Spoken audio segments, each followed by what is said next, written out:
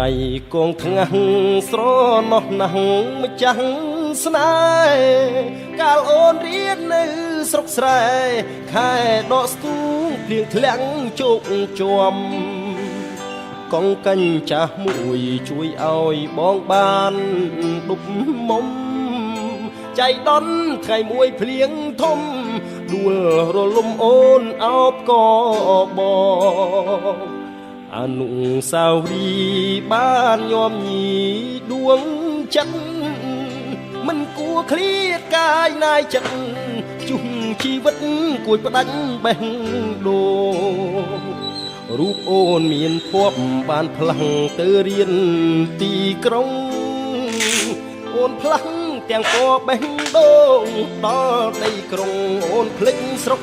ស្រែបើកសៀវភៅអានភ័ក្រកល្យានបានជាប់សៀវភៅបេះដូងបងខំស្រេចហើតែពីលពៅកុនតើយបែកបែសល់តែស្រមោលរួលភ្លើងទុកប្រានបងគ្មានលហើយខំបដូរសៀវភៅថ្មីដែរតែក្តីឈឺចាប់ទ្វេនងបងជ្រៀកបេះដូងវិញជាប់ធ្វើអំបោះចង់ដៃស្រីដោយចិត្តស្មោះសូមស្រីស្រស់សំដូចបំណងអនុស្សាវរីយ៍យើងទាំងពីរបានចងក្រងរៀមទុកជាស្បៃទ្រាំខ្នងលូថ្ងៃបងចាងលោកអើយ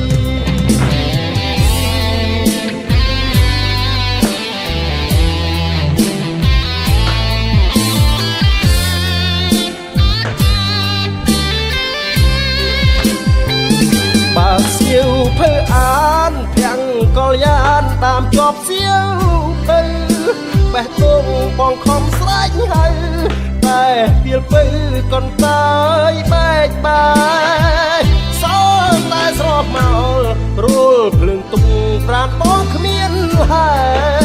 ខំបដូរសៀវភៅថ្មីដែរតែក្តីឈឺចាប់ទ្វេបង